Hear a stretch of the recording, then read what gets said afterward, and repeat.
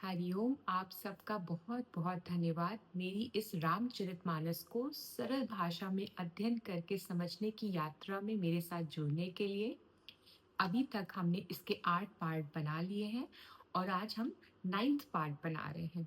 और बार-बार लगातार पिछले 2 पार्ट में आपने नोटिस किया होगा कि सिर्फ राम नाम की महिमा की चर्चा हो रही है।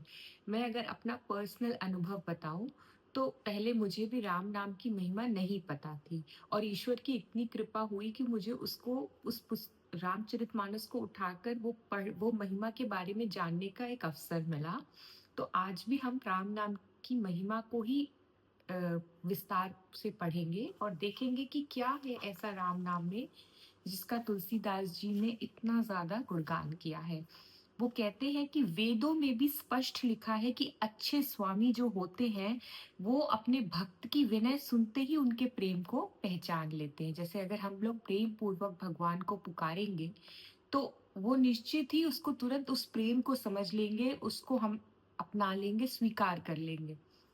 श्री राम जी शुद्ध प्रेम से ही रीझते हैं, लेकिन मेरे से बड़ा मलिन बुद्धि कौन होगा? फिर भी कृपालु रामचंद्र जी मुझ दुष्ट सेवक की प्रीति को अवश्य स्वीकारेंगे।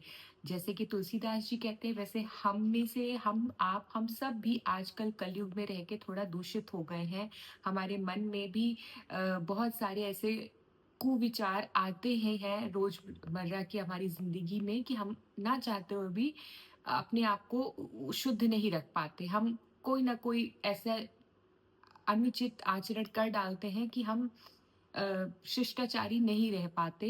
लेकिन फिर भी राम जी ऐसे हैं कि इतने भी हम दुष्ट हो, फिर भी हम हमसे प्रेम करते हैं। हम अपने मुख से उनका नाम ले सके, इस बात की हमको अनुमति देते हैं, क्योंकि वो किसी में भेद रखते नहीं।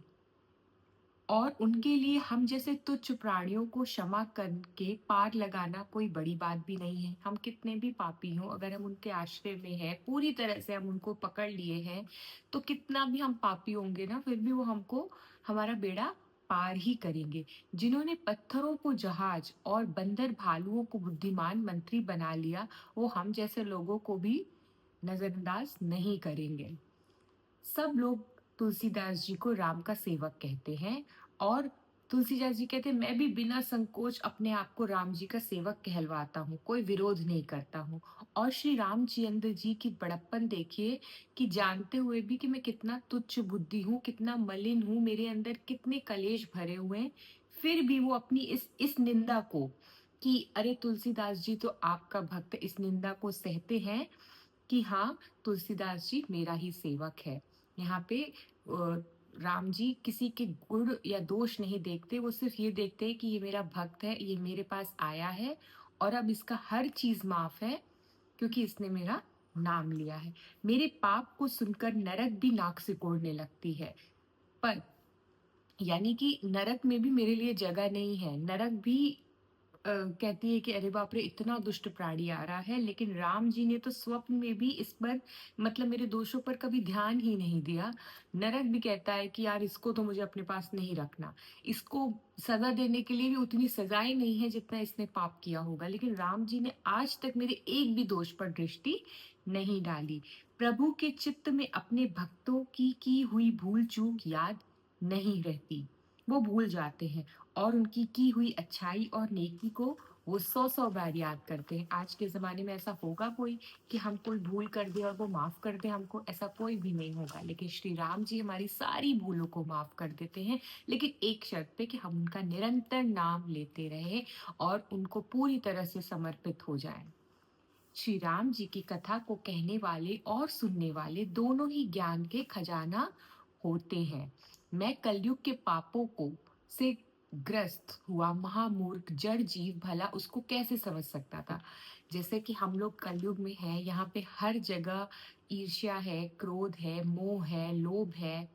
हर कोई एक दूसरे को मार रहा है, काट रहा है, सब कोई अपने अपने मतलब में लगा हुआ है। तो ऐसे में हमारी बुद्धि इतनी अंधकार में चली जाती है कि हम राम जी के नाम को कैसे पा सकते हैं। तो वही तुलसीदास जी कहते हैं कि हम अंधकार की वजह से उनका नाम को जल्दी से पकड़ नहीं पाते हैं। राम कथा कलयुग में सब मनोरथों को पूर्ण करने वाली कामधेनु गाय की तरह है और सज्जनों के लिए सुंदर संजीवनी है। अगर हम लोग सज्जनता से रहेंगे, सरल स्वभाव से रहेंगे और पूरी तरह से मन को पवित्र रखेंगे, तो हमारे लिए तो वो नाम जड़ी बूटी का काम करेगा। हमारे सारे विकारों को पूरी तरह से निकाल के बाहर फेंकेगा। पृथ्वी पर अमृत की नदी है राम जी का नाम। जन्म मरण रूपी भय का नाश करने वाली और ब्रह्म रूपी मेंढकों को खाने वालों के लिए सरपड़ी है राम जी का नाम।